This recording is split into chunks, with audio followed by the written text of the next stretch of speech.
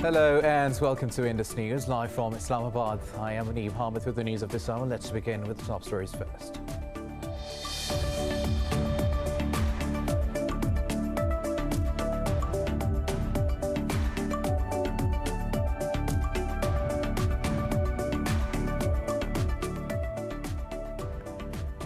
United States State Department spokesman Ned Price has denied reports on a prisoner swap deal with Iran. His statement comes minutes after Iranian state media reported that a deal has been reached to swap prisoners and to release Iranian funds held in the U.S. Iran and the U.S. also engaged in indirect talks aimed at reviving the 2015 nuclear deal. In India, Prime Minister Narendra Modi's party has lost the crucial West Bengal election held as the coronavirus pandemic surged to crisis levels. According to the Election Commission, Mamata Banerjee's Trinamool Congress Party has won a two-thirds majority in the 294-seat state assembly.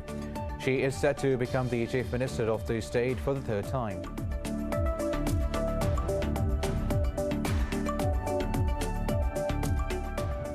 In Myanmar, 8 people have been killed after security forces opened fire on anti-coup protesters chanting slogans, "Shake the world with the voice of people's unity." Huge protests and days were coordinated with demonstrations in Myanmar communities around the world to mark what organizers called the Global Spring Revolution. More than 760 people have been killed since the military seized power on the 1st of February. India has reported a record of nearly 3,700 coronavirus deaths and over 392,000 cases in a day.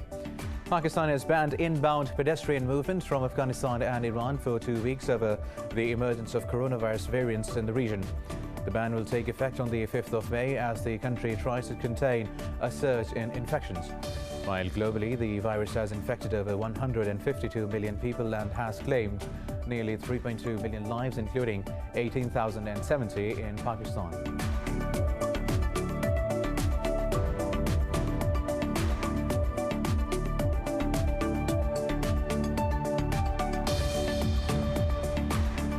And in football, Inter Milan clinched their first Serie A title in 11 years after Sassuolo drew 1-1 with Atalanta. Inter are 13 points clear in first place with 4 games remaining, and their triumph ends a run of 9 consecutive title wins for Juventus.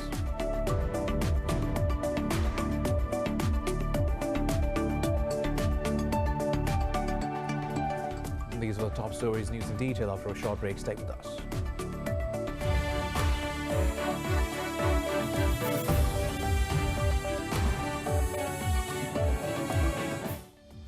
Welcome back. Now let's have the news in detail. We'll start from the United States, where the State Department spokesman Ned Price has denied reports on a prisoner swap deal with Iran.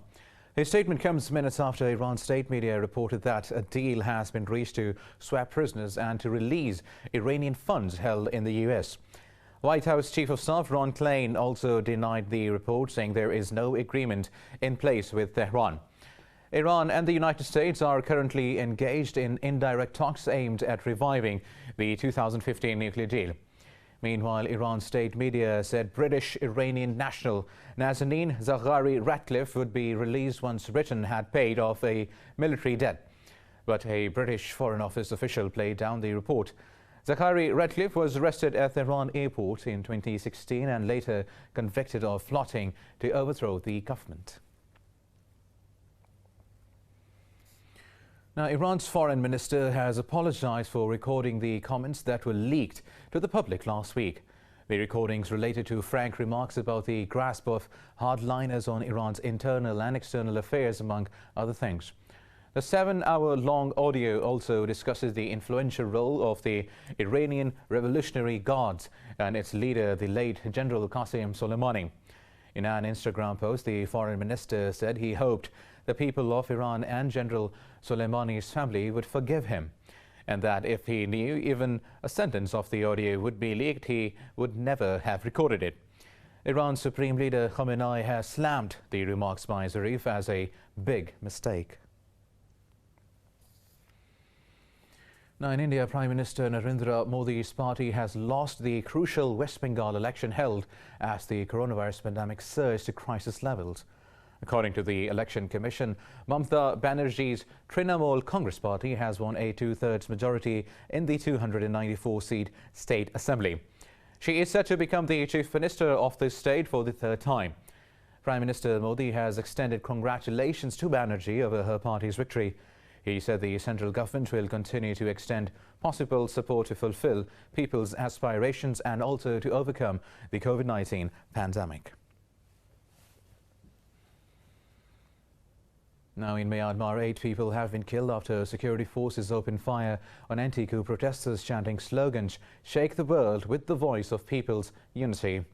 Each protest in days were coordinated with demonstrations in Myanmar communities around the world to mark what organizers called the Global Spring Revolution. There were also reports of rocket attacks on military and government facilities, but no group has claimed responsibility for the explosions.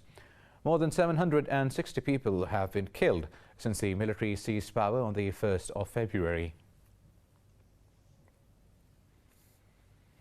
Now, Britain says the G7 countries are looking to build a rapid response mechanism to counter Russian propaganda and disinformation. In an interview, Foreign Secretary Dominic Raab said the mechanism will generate a joint response rather than individual rebuttals. Raab also said some of the barriers between the G7 and other like-minded countries needed to be broken down. He added so that there could be a broader network of allies that stood up for open markets, and the next summit of the world's 7 richest countries will be chaired by Britain and is scheduled for June. Kyrgyzstan and Tajikistan have begun withdrawing servicemen and military equipment from the zone of conflict on the border. Earlier, the two countries agreed on a complete ceasefire after reports of fresh shooting and troops buildup. Kyrgyzstan Border Guard Service says no incidents or shootings have been recorded since the truce. Clashes broke out between the two countries on April 28th over a water reservoir that both claim as their own. According to Human Rights Watch, 40 people were killed and many others were injured in the fighting. Moving on now, the coalition in Yemen says it has destroyed an explosive-laden drone launched by the Houthi rebels. In a statement, the coalition said the drone was aimed at southern Khamis Mushat city of Saudi Arabia. But Houthis claim the drone accurately hit the target at King Khalid Air Base in the city. The group has kept up cross-border attacks on Saudi cities after Riyadh last month presented a ceasefire proposal. The Houthis said the deal did not go far enough in fulfilling lifting a sea and air blockade on territories they hold. The People's Liberation Army of China says its Shandong aircraft carrier group has recently conducted annual exercises in the South China Sea. Now, this comes days after Beijing criticized the U.S. for sending Navy ships into the strategic area. In a statement, a Navy spokesperson said the exercises were completely legitimate and part of protecting China's sovereignty. Last week, Beijing urged the United States to restrain its frontline forces in this sensitive South China Sea area. Beijing has repeatedly complained about American Navy ships getting close to the island it controls in the South China Sea.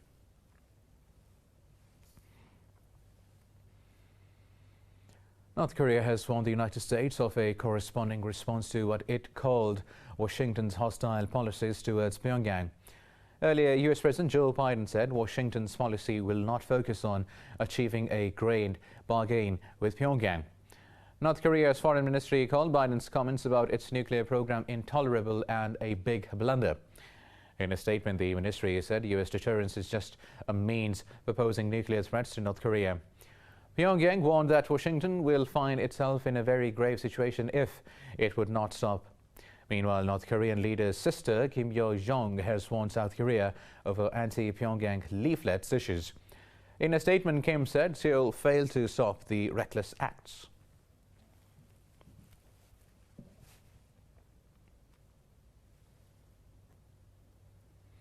Somalia's parliament has voted to cancel a 2-year presidential term extension.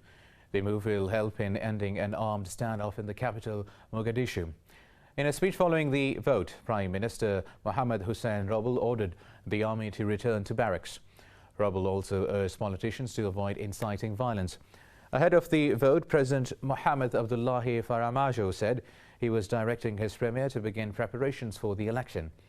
His term expired in February, but without a new crop of lawmakers, Parliament was unable to choose a president. Last month, the lower house approved the term extension, but the Senate rejected it. Militants have killed 19 people in attacks on 2 villages in the east of the Democratic Republic of Congo. Local authorities said victims of the communal violence near Benai included 10 soldiers. They said unknown assailants also shot dead an influential imam of Benai while he was offering evening prayer. The attacks come after President Felix Tshisekedi declared a state of siege in North Kivu and Ituri provinces amid rising violence. An estimated 122 armed groups of varying sizes operate in mineral-rich eastern DRC. The violent clashes have killed hundreds since the start of 2021 and displaced more than 1.5 million people.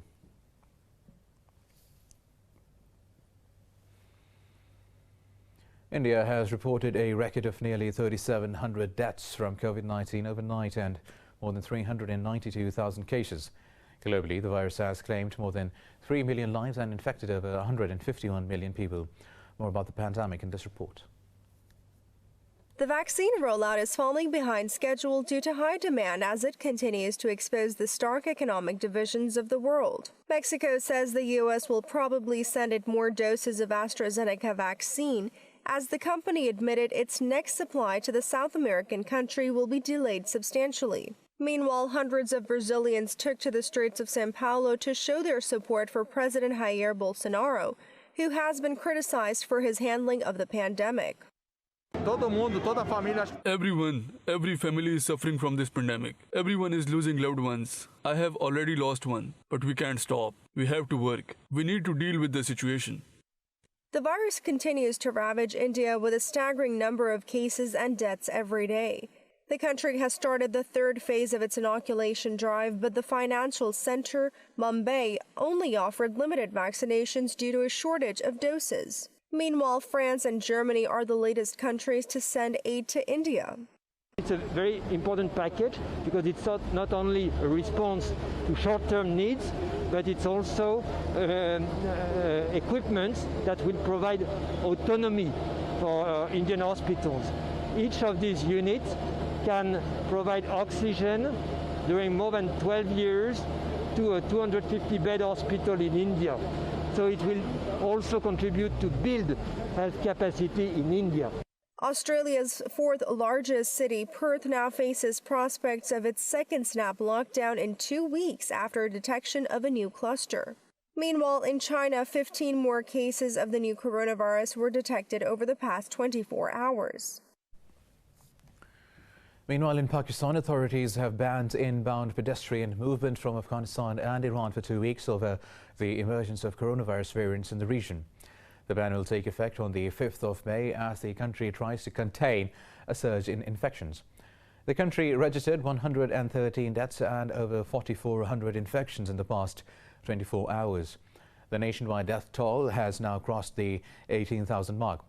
Nearly 830,000 contracted the virus so far since the first case was reported in February last year.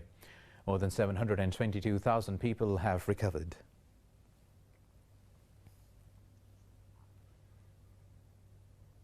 Now in Syria, opposition held northwest has begun vaccinating frontline medical staff against COVID-19. Authorities in the region received its first batch of AstraZeneca vaccine through the platform of COVAX. This report has details. As with everywhere else in the world, the first stage of the vaccination campaign in Syria's northwest will target health workers. The AstraZeneca vaccine arrived in Idlib through the Bab al-Haba border crossing with Turkey. 2 more batches are said to arrive throughout the year to cover nearly 850,000 people. The targeted group at the first stage is the medical teams, in addition to those who work in the humanitarian field. The number of those targeted in the first stage is 53,000 people. The campaign will continue for 21 days as the teams will move from a hospital to another and from a healthcare center to another to vaccinate their teams. The World Health Organization says it aims to inoculate nearly 20% of Syria's population by the year end. According to the Syrian immunization group, a number of medical staff has already been vaccinated. I took a dose of COVID-19 vaccine today, May 1st, 2021, as the first person to get it. I was vaccinated to protect myself first and then those I interact with. I advise all those working in the health field to take the vaccine. Syria was hit hard by the pandemic last year during 2 spikes in August and December. Health authorities in northwest Syria have so far reported nearly 22,000 infections and 641 deaths. More news coming up in this news bulletin after a short break. Stay with us.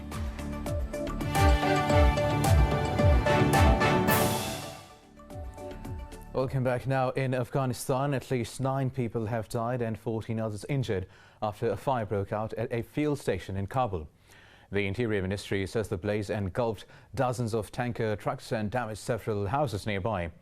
A spokesperson for the ministry says authorities are investigating the cause of the fire. Meanwhile, in southern Zabul province, 3 police officers have been killed and 2 others injured in a checkpost attack by the Taliban. Authorities say 9 Taliban fighters were also killed during the clashes. Now, Israel is observing a day of mourning for 45 people, including children, killed in a stampede at a Jewish religious festival. Flags have been lowered to half-staff amidst questions about accountability for one of the country's worst civilian disasters. Israeli media estimated that around 100,000 people attended the event despite mounting evidence of disaster as warned by the investigators.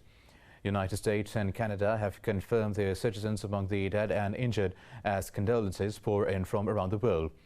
Israeli leaders have promised a thorough inquiry into the incident.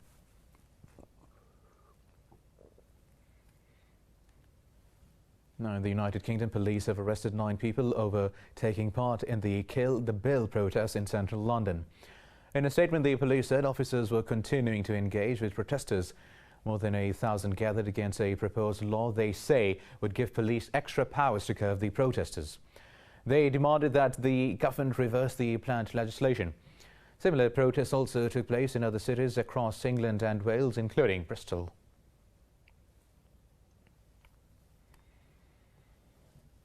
Oscar-winning actress Olympia Dukakis has died at the age of 89. In a Facebook post, her brother said she passed away after months of failing health. Dukakis started acting in the 1960s and performed in a number of films and TV series. She entered the spotlight at the age of 56 with her role in Moonstruck, for which she also won an Academy Award. Dukakis was also known for her role as a wealthy widow in Steel Magnolias. She was nominated 3 times for Emmy Awards for TV roles.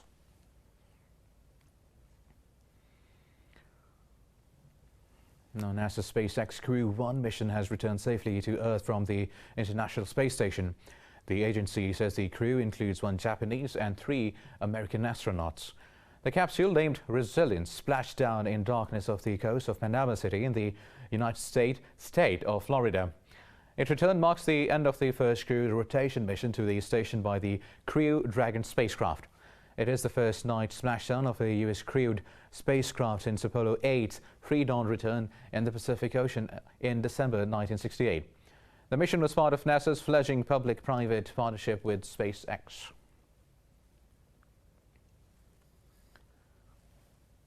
Now, in the Netherlands, retired shopkeepers Elise Lutz and Harry Dekkers have received the keys to the country's first 3D printed house. The bungalow was printed in 24 parts in a nearby factory before being assembled on a plot in Eindhoven. Let's find out about this house in this report. The new tenants of the first 3D printed house in the Netherlands took a tour of the 2-bedroom concrete bungalow. They admired its undulating walls and sober grey aesthetic, which designers say are meant to evoke a large boulder. I find it just pretty. An irregularity in the wall, it's like there was a stutter here and then the printing went on. It is really pretty. We feel very good here. I find the colors magnificent. The interior's colors are very pure. It is very good. Grooves where the printer shuttled back and forth can be seen clearly on the walls of the 94 square meter building.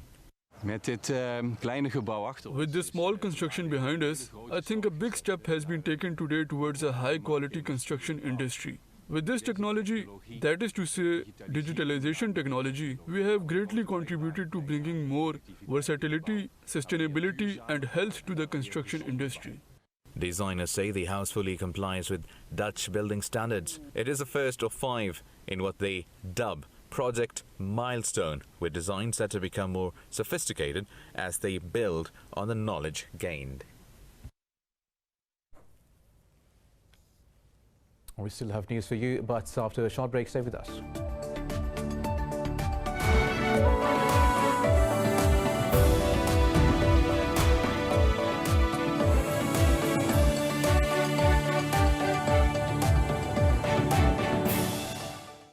Welcome back now. The BONHAMS auction house in New York City is set to sell the works of Pablo Picasso's Camille Pissarro and Yaoi Kusama.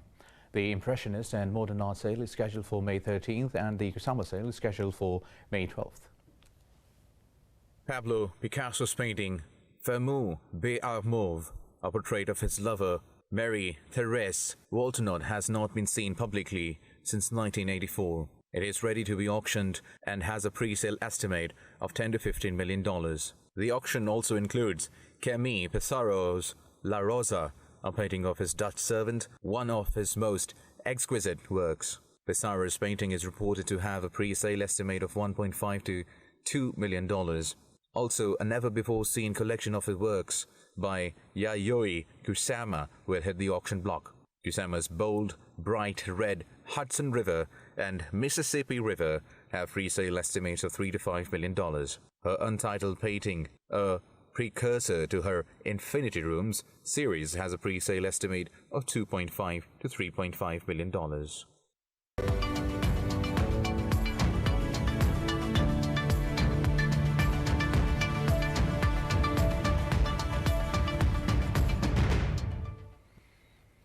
Stocks in the Gulf are trading mixed, with corporate earnings in the Emirates lifting investor sentiment.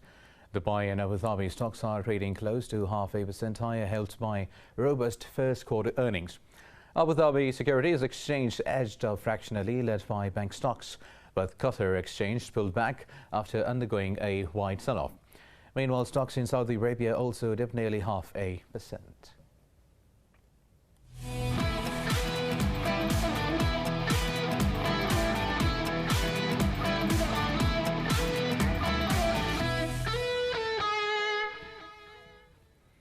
Nine sports stories. Let's begin with football. Inter Milan have clinched their first Serie A title in 11 years after Sassuolo drew 1-1 with Atlanta. Robin Gosens put Atlanta ahead in the first half, but his opener was cancelled by Domenico Berardi after the interval. Inter are 13 points clear in the first place with 4 games remaining. Their triumph ends a run of 9 consecutive title wins for Juventus. Earlier, Napoli hosted Cagliari for a 1-1 draw at home. In the English Premier League now, Arsenal beat 10-man Newcastle United 2-0 at St James Park. The Gunners opened the scoring in the 5th minute with Mohamed El Ney's first league goal for the side. Pierre-Emerick Aubameyang doubled the lead in the second half. Steve Bruce's Newcastle lost Fabian Schär to a straight red card after a late challenge. They remain 9 points above the relegation zone with 4 games remaining, while Arsenal moved back above Aston Villa into 9th place in the table. Meanwhile, Manchester United's home game against Liverpool was delayed after 200 fans broke into their stadium. In the Scottish Premiership, Rangers have thrashed Celtic 4-1 at Ibrox Stadium to maintain their dominance in the league. Kemar Roofe scored a brace for the hosts, while Alfredo Morelos and Jermaine Defoe scored 1 goal each. Odsonne Edwards scored the only goal of the match for Celtic. The only downside for Rangers was a red card to Colin McGregor, who was sent off in the first half. Champions Rangers are just 3 games away from an unbeaten league season. Now in the Moto Grand Prix, Australia's Jack Miller has claimed his second victory by winning the Spanish Grand Prix. His Ducati teammate Francesco Bagnaia finished second to take the overall championship lead. Yamaha's Franco Morbidelli finished third ahead of LCR Honda's Takai Nagagami. Fabio Quartararo is second in the overall standings, followed by teammate Maverick Vinales. The championship will resume in 2 weeks' time at the French Grand Prix in Le Mans.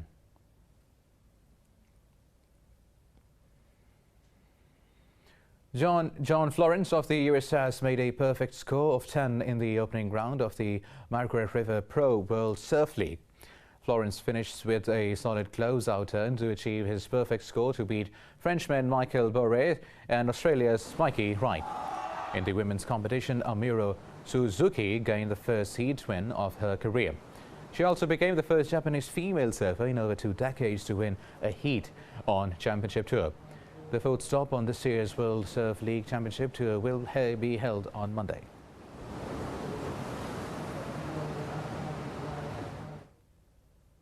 Nine-horse racing Medina Spirit stormed the victory in the Kentucky Derby to deliver trainer Bob Baffert a record 7th win.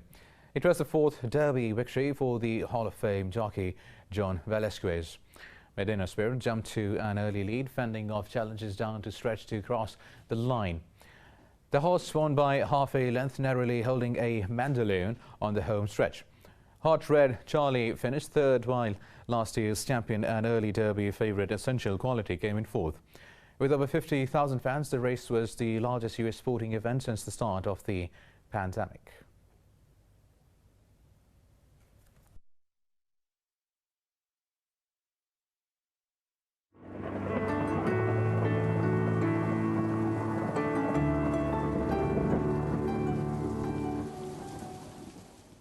And now let's have a look at how the weather is doing around the world.